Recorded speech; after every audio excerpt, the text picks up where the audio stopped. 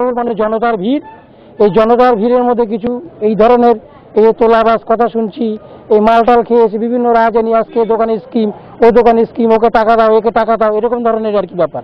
এরকম ব্যাপারে কিছু হয়তো উগ্র ব্যাপারটা পরে এরা জনসাধারণের মাঝে আসলে পারে, যা হয় জনসাধারণ সেই ব্যাপারটাই এখানটায় ঘটলো, তো প্রশাসন আসলো, প্রশাসনের সামনেই তো এরকম সমস্ত ব্যাপার ট্যাপারগুলো ঘটলো। ওরা তো আপাতত আগ্নেয়াস্ত্র ছিল না, কিন্তু আগ্নেয়াস্ত্র শুনলাম নাকি ওই প্রথম অবস্থায় ওরা যখন এসেছিল, আসার পরে ওরা নানা রকম কথাবার্তা বলে, কথাবার্তা জনতার ধারাতে এরা এই সামনেই নাকি একটা জলাশয় আছে, সেই জলাশয়ের মধ্যে তাদের সেই আগ্নেয়াস্ত্রটা ফেলে দেয়।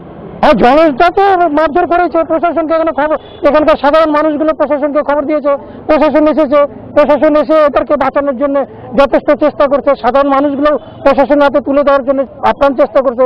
কিন্তু এই জনতার যে স্রোত, জনতার প্রতি যে এই ধরনের অবিচারগুলো হয় এই সমস্ত সন্ত্রাসবাদীদের ক্ষেত্রে, তো এই জনতা সেই হিসাবে